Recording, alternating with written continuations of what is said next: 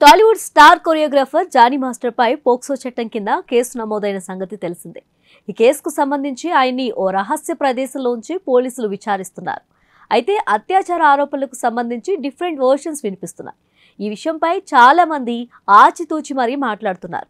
పోలీసులు విచారణను వేగవంతం చేస్తున్న తీరును చూస్తుంటే ఈ కేసులో చాలా గోల్మాల్స్ జరిగినట్లు ఉందని కొందరు అంటున్నారు. శుక్రవారం ఉదయం హైదరాబాద్కు జానీ మాస్టర్ను తీసుకొచ్చారు పోలీసులు. విచారణ తర్వాత జానీని రంగారెడ్డి జిల్లా ఉప్పరపల్లి కోర్టులో హాజరుపరిచే అవకాశం ఉంది.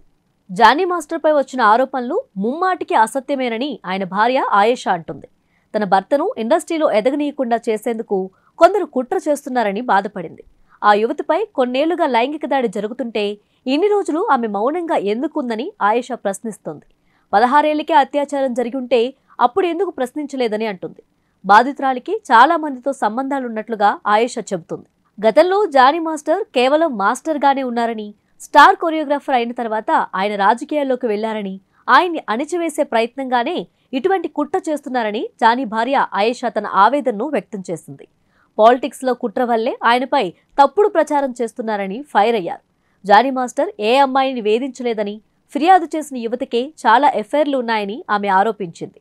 జానీ మాస్టర్ మెప్పు కోసం ఆమెప్పుడు ప్రయత్నించేదని, 16 ఏళ్ల వయసులో అత్యాచారం చేస్తుంటే వాటికి సంబంధించిన ఆధారాలు ఉన్నాయా అంటూ ఆయేషా ప్రశ్నించింది.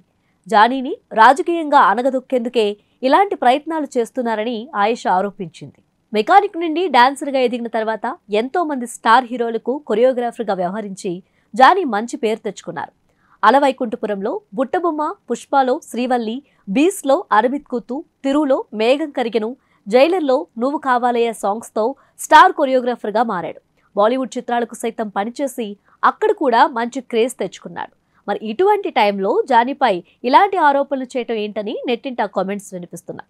అత్యాచార ఆరోపణలు నిజమేనా కాదా అనేది తేలాలంటే మరికొన్ని రోజులు చూడాల్సిందే.